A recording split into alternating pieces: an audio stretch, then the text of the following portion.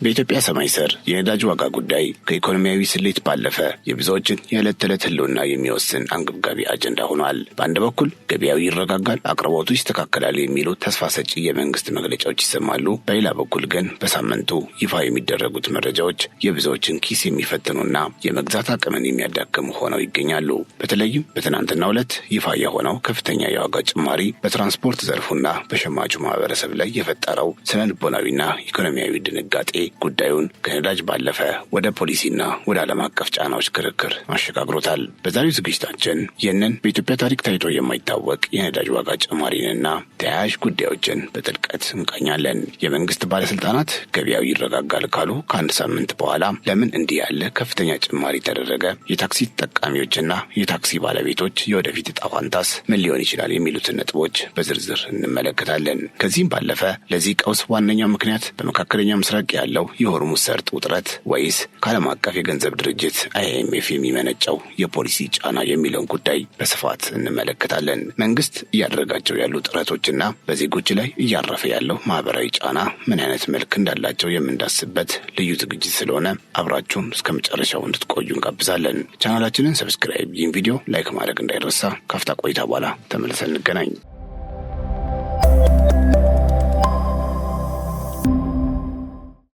በኢትዮጵያ የነዳጅ ግብይት ታሪክ ውስጥ ታይቶ በማይታወቅ ሁኔታ ከፍተኛ የሆነ የዋጋ ጭማሪ መደረጉን ተከትሎ በመላ ሀገሪቱ የሚገኙ ዜጎች በከፍተኛ ድንጋጤ ውስጥ ይገኛሉ። ይፋ የተደረገው ይኸው አዲስ የዋጋ ተመን በተለይም በቤንዚን ላይ በአንድ ጊዜ የ25 ብር ጭማሪ በማድረግ የችርቻሮ መሸጫ ዋጋውን ወደ 167 ብር ከ50 ሳንቲም ከፍ አድርጎታል። ይህ ጭማሪ ቀደም ሲል በሊትር 142 ብር ይሸጥ ከነበረበት ዋጋ ጋር ሲነጻጸር የ18 በመቶ እድገት ያሳየ ሲሆን ይህም በዘርፉ ታሪክ በአንድ ጊዜ የተመዘገበ ከፍተኛው የዋጋ ንረት ሆኖ ተመዝግቧል። መንግስት ከሆርሙዝና ከሌሎች ምክንያቶች ጋር በተያያዘ ደረጃ በደረጃ ጭማሪዎችን ሲያደርግ የቆየ ቢሆንም የአሁኑ የ25 ብር ጭማሪ ግን ከሸማቾች የመሸከም አቅም በላይ ሆኖ መገኘቱ በሰፊው እየተነገረ ይገኛል። የዚህ አይነቱ ድንገተኛና ከፍተኛ የዋጋ ለውጥ በሀገሪቱ የኢኮኖሚ እንቅስቃሴ ላይ የሚፈጥረው ንዝረት እጅግ የበረታ እንደሚሆን የሚገመት ሲሆን በተለይም በከተማ ትራንስፖርት አገልግሎት ላይ የሚሰማራው ተሽከርካሪ አብዛኛው ቤንዚን ተጠቃሚ መሆኑ ጉዳዩን ይበልጥ አሳሳቢ አድርገዋል። ይህ ከፍተኛ የዋጋ ጭማሪ ይፋ የተደረገበት ወቅት ደግሞ በህዝቡ ዘንድ ከፍተኛ ቅሬታንና ግራ መጋባትን እንዲፈጥር አድርጓል። ምክንያቱም ጭማሪው ተግባራዊ ከመደረጉ ከአንድ ሳምንት በፊት የገንዘብ ሚኒስትሩ አቶ አህመድ ሺዴ በሰጡት መግለጫ የናፍጣ አቅርቦት ወደ ነበረበት 9 ሚሊዮን ሊትር መመለሱንና የገበያ ሁኔታው እንደሚረጋጋ ገልጸው ነበር። ሚኒስትሩ አቅርቦቱ ተስተካክሏል ብለው ተስፋ በሰጡ ጥቂት ቀናት ውስጥ እንዲህ ያለ ከፍተኛ የዋጋ ጭማሪ መደረጉ በብዙዎች ዘንድ ጥያቄ ፈጥሯል። ሸማቹ አቅርቦት ሲጨምር ዋጋ ይረጋጋል ብሎ በጠበቀበት ወቅት በተቃራኒው ከፍተኛ የዋጋ ጭማሪ መደረጉ የዜጎችን ስነ ልቦናዊ ዝግጁነት ያላገናዘበ ድንገተኛ ኢኮኖሚያዊ ጭማሪ ተደርጎ ተቆጥሯል። የናፍጣ ዋጋም ከ163 ብር ወደ 180 ብር ከፍ ማለቱ መንግስት አቅርቦቱን ለመጨመር 20 ቢሊዮን ብር ተጨማሪ ድጎማ መድቤያለሁ ካለ በኋላ የመጣ በመሆኑ የድጎማው ፋይዳ ለሸማቹ ምን ያህል እንደሆነ ጥያቄ አስነስቷል። ታዲያ በዚህ የነዳጅ ዋጋ ንረት ምክንያት ቀጥተኛ ተጽዕኖ ከሚያርፍባቸው አካላት መካከል የታክሲ ተጠቃሚዎችና ራሳቸው ባለ ታክሲዎች ናቸው። የታክሲ ባለ ንብረቶች በነዳጅ ዋጋ ላይ የታየውን የ18 በመቶ ጭማሪ ለመቋቋም ሲሉ መንግስት ከፈቀደው የታሪፍ ማሻሻያ በላይ ዋጋ ሊጨምሩ እንደሚችሉ ግልጽ ነው። ይህ ደግሞ በዝቅተኛ የኑሮ ደረጃ ላይ የሚገኘውን ዜጋ ለከፍተኛ ወጪ የሚዳርግ ሲሆን የታክሲ እጥረት ባለባቸው አካባቢዎች ላይ የሚታየው ከታሪፍ በላይ አስከፍለው መጫን ይበልጥ እየተባባሰ እንዲሄድ ሊያደርገው ይችላል። ተሳፋሪው የሚፈልገውን ታክሲ ለማግኘት ሰዓታትን ከሚጠብቅ የተጠየቀውን ማንኛውንም ዋጋ ከፍሎ ለመጓዝ የሚገደድበት ሁኔታ ሊፈጠር ይችላል። ይህም በትራንስፖርት ዘርፉ ላይ የሚታየውን የገበያ መዛባት ወደ አደገኛ ደረጃ የሚያሸጋግረው ሲሆን የዜጎችን የዕለት ተዕለት የስራ ተነሳሽነት የሚጎዳም ይሆናል። ከዚህ ጋር ተያይዞ የታክሲ አገልግሎት ሰጪዎች የሚያቀርቡት ቅሬታም ሊታለፍ የማይችል የኢኮኖሚ አንድ አካል መሆኑን መገንዘብ ያስፈልጋል። የነዳጅ ዋጋ ሲጨምር ተጓዳኝ የሆኑ እንደ ጎማ፣ ዘይትና ሌሎች መለዋወጫ እቃዎች ዋጋ አብሮ ስለሚጨምር ኦፕሬተሮች የስራ ማስኬጃ ወጪያቸውን መሸፈን የማይችሉበት ደረጃ ላይ ሊደርሱ ይችላሉ። ይህም የታክሲ ባለቤቶች ተሽከርካሪዎቻቸውን ከስራ ውጪ እንዲያደርጉ ወይም ወደ ሌላ አዋጭ የንግድ ዘርፍ እንዲሰማሩ የሚያስገድዳቸው በመሆኑ በከተማው የሚታየው የትራንስፖርት እጥረት ይበልጥ ሊጨምር ይችላል። የትራንስፖርት አገልግሎት የሚሰጡ ማህበራትም ቢሆኑ በመንግስት ታሪፍና በነባራዊው የገበያ ወጪ መካከል ባለው ልዩነት ምክንያት አባላቶቻቸውን ለማስተዳደር ይቸገራሉ። በመሆኑም የታክሲ አገልግሎት ማግኘት ራሱ ትልቅ እድል የሚሆንበት ጊዜ እየመጣ መሆኑን ባለሙያዎች ያስጠነቅቃሉ። ይህም በከተማ የኢኮኖሚ ፍሰት ላይ ትልቅ እንቅፋት የሚፈጥር ነው። ለዚህ የነዳጅ ቀውስ እንደ ዓለም አቀፋዊ ምክንያት የሚጠቀሰው በመካከለኛው ምስራቅ ያለው ውጥረት፣ በተለይም በኢራን በአሜሪካና በእስራኤል መካከል ያለው ግጭት ነው። ኢራን በዓለም የነዳጅ ገበያ ላይ ካላት ትልቅ ሚና አንጻር በዚያ አካባቢ የሚፈጠር አለመረጋጋት በቀጥታ የነዳጅ ዋጋን ሰማይ እንዲነካ የሚያደርግ መሆኑ ግልጽ ነው። በተለይም በሆርሙዝ ሰርጥ ላይ የሚታየው ስጋት የዓለምን የነዳጅ አቅርቦት ሰንሰለት ሊበጥሰው እንደሚችል የሚገመት ሲሆን ይህ ሰርጥ መዘጋቱ ደግሞ እንደ ኢትዮጵያ ያሉ ነዳጅ አስመጪ ሀገራት ላይ የዋጋ ንረት ብቻ ሳይሆን የአቅርቦት መቋረጥም ሊያስከትል ይችላል። የባህር ላይ ትራንስፖርት መስመሮች ደህንነታቸው አጠራጣሪ መሆኑ የኢንሹራንስና የጭነት ወጪዎች እንዲጨምሩ በማድረግ የነዳጅ ዋጋን ወደ ሀገር ውስጥ ለማስገባት የሚጠይቀውን የውጭ ምንዛሪ መጠን እጅግ ያባብሰዋል።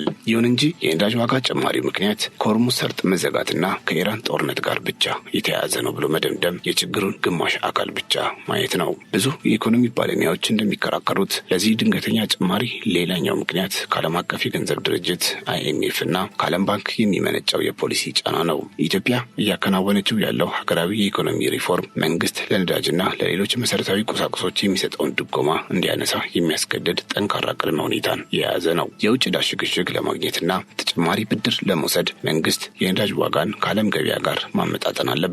ስለዚህ የሆርሙዝ ሰርጥ ቀውስ ለመንግስት ይህንን የድጎማ ማንሳት እርምጃ ተግባራዊ ለማድረግና የፖሊሲ ማስተካከያውን ለማከናወን እንደ አመቺ ሽፋን ሆኖ አገልግሏል ይባላል።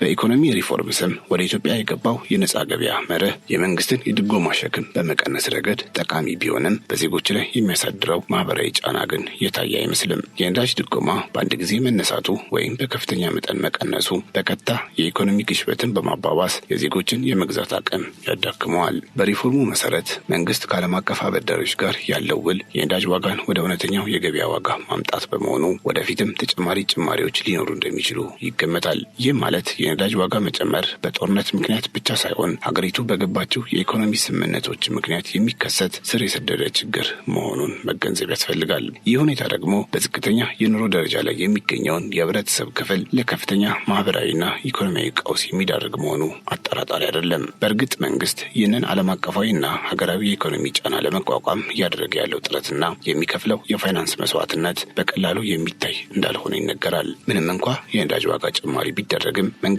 አሁንም ቢሆን በቢሊዮን የሚቆጠር ብር ለነዳጅ ድጎማ በመመደብ የዋጋው ንረት በቀጥታና በአንድ ጊዜ ህዝቡ ላይ እንዳያርፍ ለማድረግ ከፍተኛ ጥረት እያደረገ ይገኛል የሚል መከራከሪያ ይቀርባል። የናፍጣ አቅርቦትን ወደ 9 ሚሊዮን ሊትር ለመመለስ የተወሰደው ውሳኔም በአገሪቱ ያለውን የትራንስፖርትና የግብርና እንቅስቃሴ እንዳይገታ ለማድረግ የታለመና ለኢኮኖሚው መነቃቃት ትልቅ ፋይዳ ያለው እርምጃ ተደርጎ ሊወሰድ ይችላል። ከዚህ በተጨማሪ መንግስት የኤሌክትሪክ ተሽከርካሪዎችን በስፋት ወደ ሀገር ውስጥ ለማስገባት የዘረጋው የፖሊሲ ማበረታቻ እና የቀረጥ ነጻ መብት ሀገሪቱ በረጅም ጊዜ ከነዳጅ ጥገኝነት እንድትላቀቅና የዜጎችን የትራንስፖርት ወጪ እንዲቀንስ አቅጣጫ ጠቋሚ ተግባር ነው። እነዚህ የመንግስት በጎ ጅምሮች በትክክል ስምሪት ካገኙና የቁጥጥር ስርዓቱ ከተጠናከረ አሁን ያለውን አስቸጋሪ የሽግግር ወቅት በትንሽ ጉዳት ለማለፍ እድል እንደሚፈጥሩ የታመነ ሲሆን ይህም የኢኮኖሚ ሪፎርሙን ፍሬያማ ለማድረግ እንደ አንድ አዎንታዊ እርምጃ ሊጠቀስ የሚችል የፖሊሲ ጥረት ነው። ታዲያ የነዳጅ ዋጋ ጭማሪው የሚያስከትለው ሌላኛው አሳሳቢ ጉዳይ በአዲሱ ተመን ላይ በሊትር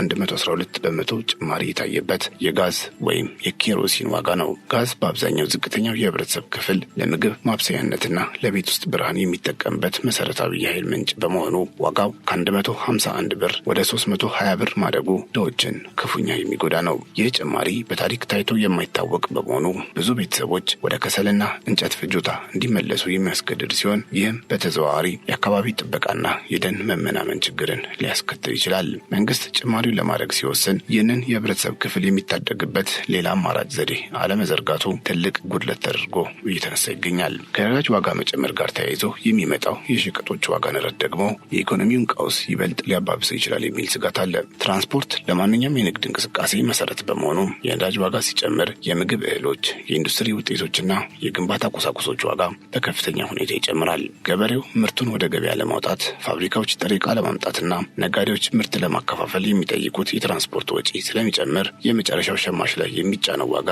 እጥፍ ይሆናል። ይህም ቀድሞውንም በኑሮ ውድነቱ ለተጎዳው ሕዝብ ተጨማሪ ሸክም የሚሆን ሲሆን የሀገሪቱን ጠቅላላ የዋጋ ግሽበት ወይም ኢንፍሌሽን ሬት ወደማይቆጣጠሩበት ደረጃ ሊያሸጋግረው ይችላል። በመሆኑም የነዳጅ ዋጋ ጭማሪው በሊትር የታየ ቁጥር ብቻ ሳይሆን በጠቅላላው ኢኮኖሚ ውስጥ የሚፈጥረው የሰንሰለት ውጤት ትልቅ ስጋት ነው ማለት ይቻላል። በሌላ በኩልም የአውሮፕላን ነዳጅ ዋጋ መጨመሩ በአገሪቱ የአቪዬሽን ዘርፍና በሎጂስቲክስ ሰንሰለት ላይ የራሱን ጥላ ማሳረፉ የማይቀር ነው። የኢትዮጵያ አየር መንገድና ሌሎች የጭነት አገልግሎት ሰጪዎች ወጪያቸው ስለሚጨምር የትኬት ዋጋና የጭነት ታሪፍ መጨመራቸው አይቀሬ ነው። ይህ ደግሞ ከውጭ የሚገቡ መድኃኒቶችና ሌሎች አስፈላጊ ቁሳቁሶች ዋጋ ላይ ተጽዕኖ የሚፈጥር በመሆኑ ችግሩን ከትራንስፖርት ዘርፍ ባለፈ ወደ ጤናና ወደ ሌሎች አገልግሎቶች ያስፋፋዋል። ምርቶችን ወደ ውጭ ለመላክ የሚጠይቀው የትራንስፖርት ወጪ መጨመር የኢትዮጵያን ምርቶች በዓለም ገበያ ላይ ያላቸውን ተወዳዳሪነት እንዲቀንሱ ሊያደርገው ይችላል።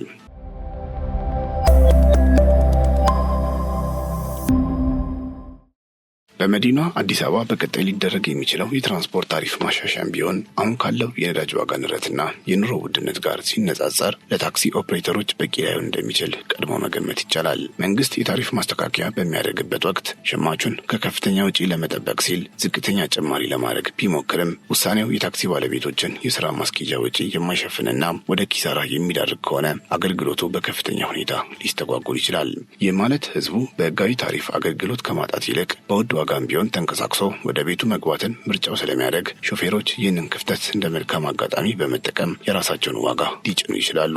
በዚህ ምክንያት በከተማዋ የትራንስፖርት ዘርፍ ላይ ሊታይ የሚችለው ህገወጥነትና የማያቋርጥ የዋጋ ጭቅጭቅ የመንግስትን የቁጥጥር አቅም በእጅጉ የሚፈታተን መሆኑ አይቀሬ ነው። የትራፊክ ተቆጣጣሪዎች የታሪፍ ደንቡን ለማስከበር ቢሞክሩም የችግሩ ዋነኛ ምንጭ ከኢኮኖሚያዊ እውነታ ጋር የተያያዘ እንጂ የህግ አለመከበር ብቻ ባለመሆኑ ዘላቂ መፍትሄ ለማምጣት አዳጋች ሆኖ ይቀጥላል። በመሆኑም መንግስት የታሪፍ ጭማሪ ከማድረጉ በፊት የአገልግሎት ሰጪውን ወጪና የሸማቹን አቅም ያገናዘበ ጥንቁቅ ጥናት ሊያደርግ እንደሚገባ ይነገራል። ይህ ሁሉ ተደምሮ በዜጎች ላይ የሚፈጥረው የስነልቦና ጫናም ቀላል አይደለም። በየቀኑ የሚሰሙት የዋጋ ጭማሪና የኑሮ ውድነት ዜጎች ስለ ወደፊቱ ያላቸውን ተስፋ እንዲያጡ ያደርጋል። በተለይም ወጣቱ የስራ ኃይል ለትራንስፖርትና ለምግብ የሚያወጣው ወጪ ከሚያገኘው ገቢ ጋር አለመመጣጠኑ ለተለያዩ ማህበራዊ ቀውሶች መንገድ ሊከፍት ይችላል። የነዳጅ ዋጋ ጭማሪው በከተማ ብቻ ሳይሆን በገጠርም ያለውን የግብርና ምርታማነት ስለሚነካ ሀገራዊ የምግብ ዋስትናን አደጋ ላይ የሚጥል ሁኔታ ሊፈጠር ይችላል። ስለዚህ ጉዳዩ የነዳጅ ዋጋ ጭማሪ ብቻ ሳይሆን የሀገር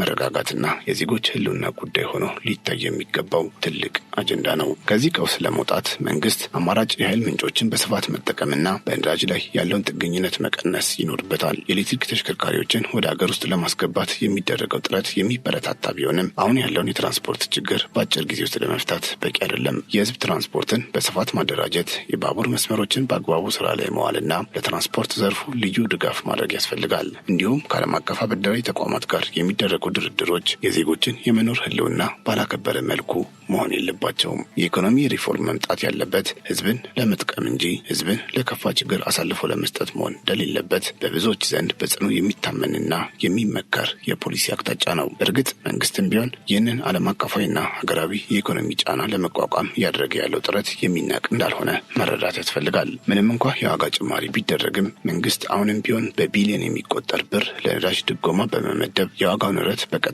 ህዝቡ ላይ እንዳያርፍ ከፍተኛ የፋይናንስ መስዋዕትነት እየከፈለ ይገኛል። የናፍጣ አቅርቦትን ወደ 9 ሚሊዮን ሊትር ለመመለስ የተወሰደው እርምጃም በሀገሪቱ ያለውን የትራንስፖርትና የግብርና እንቅስቃሴ እንዳይቆም ለማድረግ የታለመ ትልቅ ተግባር ተደርጎ ሊወሰድ ይችላል። ከዚህ በተጨማሪ የኤሌክትሪክ ተሽከርካሪዎችን በስፋት ወደ ሀገር ውስጥ ለማስገባት የተዘረጋው የፖሊሲ ማበረታቻና የታሪፍ ነጻ መብት ሀገሪቱ ከነዳጅ ጥገኝነት ለመውጣት የያዘችውን የረጅም ጊዜ ስትራቴጂካዊ ቁርጠኝነት የሚያሳይ ነው። እነዚህ የመንግስት ጥረቶች በትክክል ስምሪት ካገኙና በቴክኖሎጂ የታገዘ የቁጥጥር ስርዓት ከተዘረጋላቸው አሁን ያለውን የሽግግር ወቅት በትንሽ ጉዳት ለማለፍ እድል እንደሚፈጥሩ የታመነ ሲሆን ይህም በሂደት የገበያ መረጋጋትን ለማምጣት እንደ አንድ ትልቅ ፋይዳ ሊጠቀስ የሚችል በጎ ጭምር ነው። በጥቅሉ በኢትዮጵያ የታየው የነዳጅ ዋጋ ጭማሪ በታሪክ ታይቶ በማይታወቅ ሁኔታ ከፍተኛ መሆኑ ሀገሪቱ በምን ያህል አስቸጋሪ የኢኮኖሚ ወቅት ውስጥ እንደምትገኝ ማሳያ ነው። የቤንዚን ዋጋ በ25 ብር መጨመሩ፣ የናፍጣ አቅርቦት ተስተካክሏል ከተባለ በኋላ የመጣው ድንገተኛ ለውጥና የአይኤምኤፍ ጫናዎች ተደማምረው በትራንስፖርት አገልግሎት ሰጪዎችና